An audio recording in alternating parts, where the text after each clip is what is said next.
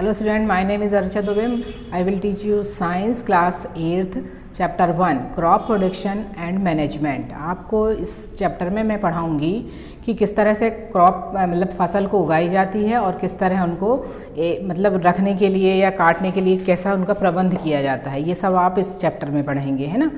तो इस चैप्टर में आपको आगे पढ़ना है कि बहुत सारे ऐसे होते हैं, जब आपने देखे होंगे कि यहाँ पर दो बूझो और पहेली करके दो लोगों को दिया गया है जो कि एक गांव में जाते हैं और वहाँ जाकर वो बहुत सारे टूल्स देखते हैं जो कि किसान को किसी न किसी तरीके से उनका उपयोग करते हैं वो।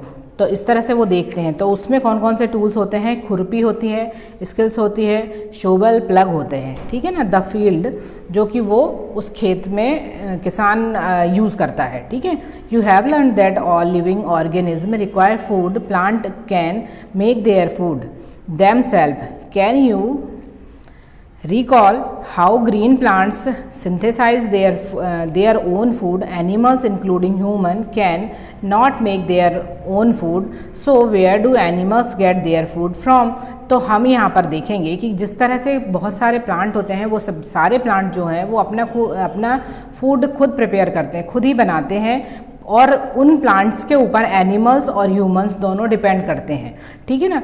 तो कि किस तरह से प्लांट अपना फूड प्रिपेयर कर रहे हैं और किस तरह से वो उसके ऊपर दूसरे एनिमल डिपेंड कर रहे हैं, ये हम आगे देखेंगे। You already know that energy from the food is utilized by the organism for carrying out their various body functions such as digestion, reproduction, respiration, excretion. We get our food from plant और animals are both. यहाँ पर है कि आप लोग ये मत जानते हैं कि हमको जो फूड है वो सारे ऑर्गेनिज्म जो भी हैं, एनिमल्स या फिर ह्यूमंस, उनको अपने बहुत सारी प्रोसेस जो होती है जो बॉडी में सारी प्रोसेस में या फंक्शन के लिए उनको फूड की ज़रूरत पड़ती है। जैसे कि डाइजेशन जो प्रोसेस होती हैं, जैसे कि डाइजेशन, रेस्पिरेशन, एक्सक्रीशन और रिप्रोडक्शन, इस तरह के जो प्रोसेस हैं वो प्लांट और एनिमल्स दोनों को दोनों को ज़रूरी होती है, ठीक है। और जो सबसे ज़्यादा ज़रूरी चीज़ है उनकी एनर्जी, जो कि वो कहाँ से लेते हैं, प्लांट्स से, ठीक है। तो यहाँ पर हम देखेंगे in order to provide food for a large population, regular production, proper management and distribution is necessary. यहाँ पर आपको यहाँ पर बताया गया है कि बहुत सारे लोगों को किस तरह से जो प्रोडक्शन है, जो हम क्रॉप लगा रहे हैं, वो किस तरह से एक जगह से दूसरी जगह तक ले जाया जा सकता है, उनको कैसा बांटा जा सकता है, और उसको कैसे ये जो जितना क्रॉप है वो किस तरह से सबके पास पहुँच सकता है। तो ये है, उसमें आएगा, फर्स्ट में आएगा agriculture practices.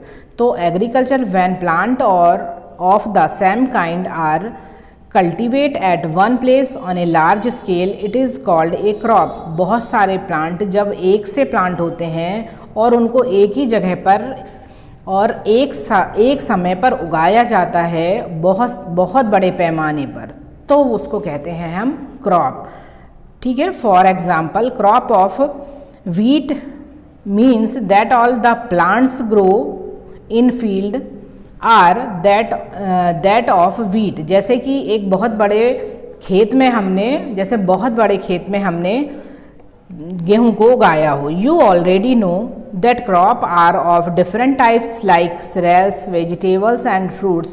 These can be classified on the basis of season in which they grow। यहाँ पर हम बहुत सारी तरह के क्रॉप्स होते हैं जिनको हम डिफरेंट अलग अलग समय पर उगाते हैं। जैसे कभी cereals है या वेजिटेबल्स है, अलग अलग ग्रेन्स हैं।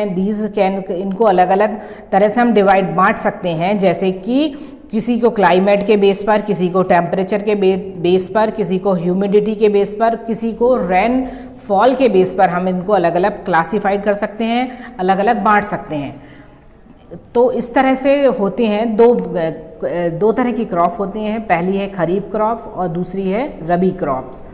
The crops which are sown in the rainy season are called kharif crop. जो कि रेनी सीजन में उगाई जाती है उस क्रॉप को कहते हैं खरीफ क्रॉप। और जो रबी क्रॉप होती हैं, रेनी सीजन मीन्स सितंबर, जून से लेकर सितंबर तक, और जिसमें कि आता है पैडी मतलब धान, मेज़ या मक्का, सोयाबीन और ग्राउंडनट मूंगफली, ठीक है। और इसके साथ में कॉटन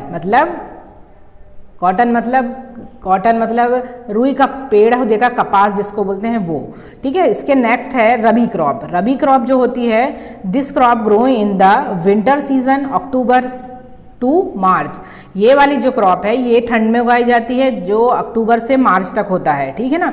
कॉल्ड रबी क्रॉप। इसमें बहुत सारी फसल कौन कौन सी होती हैं, wheat, gram, P, mustard and linseed. इसमें जैसे कि गेहूं और चना आप देखेंगे, और मस्टर्ड मतलब राई, ठीक है। नेक्स्ट है basic practices of crop production.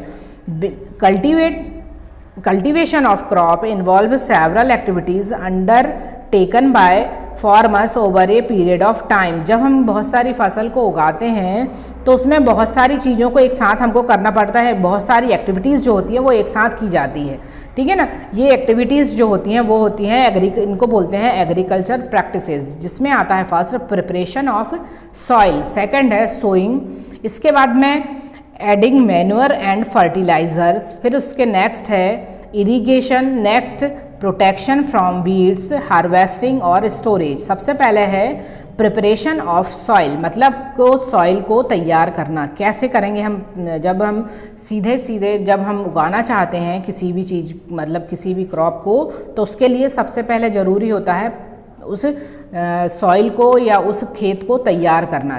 The preparation of soil is the first step before growing a crop, one of the most important task in agriculture to turn the soil and loosing it.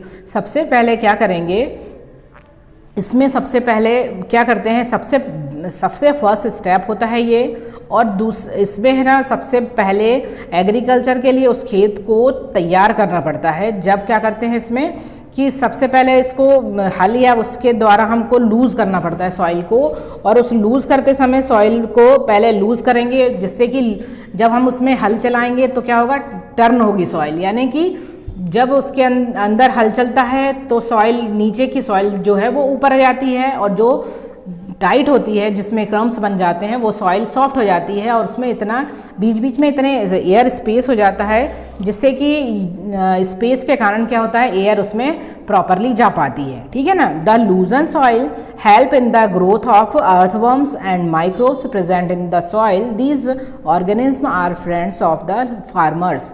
यहाँ पर जब loose हो जाती है soil तो उसमें बहुत सारे अर्थवर्म्स और माइक्रोब्स जो होते हैं वो ग्रो करने लग जाते हैं, जो कि फार्मर्स के फ्रेंड कहलाते हैं, जो किसानों के दोस्त होते हैं, जो कि उनकी उस खेत की फर्टिलिटी बढ़ा देते हैं, ठीक है। नेक्स्ट है since only a few centimetre of the top layer of soil support plant growth, turning and losing of soil bring the nutrients rich soil to the top so that plant can use these nutrients। यहाँ पर सबसे पहले ज़रूरी होती है कुछ centimetre की, जो सबसे टॉप वाली सॉइल की कुछ सेंटीमीटर की अंदर तक की जो रहती है वो उसमें जितने भी उसको न्यूट्रिएंट्स की ज़रूरत होती है वो उसके टॉप लेयर 1 to 4-5 सेंटीमीटर तक ही रहता होगा, जो उसके मतलब जो उसके यूज़ के लिए रहती है। किसी भी क्रॉप के उगने के लिए जितनी ज़रूरत होती है वो सब क्रॉप जो है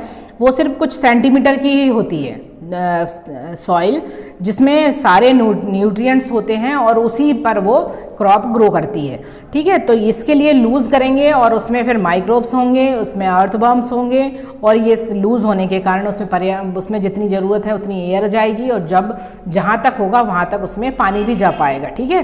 the process of losing and turning of the soil is called है टिलिंग। इसको हम कहते हैं टिलिंग। जब लूज़ करना और किसी भी सॉइल को, नीचे की सॉइल को ऊपर लाकर टर्न करना, ये कहलाती है टिलिंग। और इसके लिए प्लग की ज़रूरत पड़ती है, यानी हल की ज़रूरत पड़ती है ना, जिससे कि क्या होता है, जो पानी होता है वो पर्याप्त जा पाता है, और जो क्रम्स होते हैं, मतलब उसमें जो वो मिट्टी के जो बड़े बड़े वो होते हैं बहुत सारे क्रम्स, वो टूट जाते हैं, और सॉइल जो है वो प्रॉपर क्रॉप को कल्टीवेट करने के, प्रॉपर सॉइल को मतलब प्रॉपरली तैयार हो जाती है ना। तो स्टूडेंट अब हम इसके बाद वाले चैप्टर के लिए इसके बाद वाले पार्ट्स में मिलेंगे। Okay bye.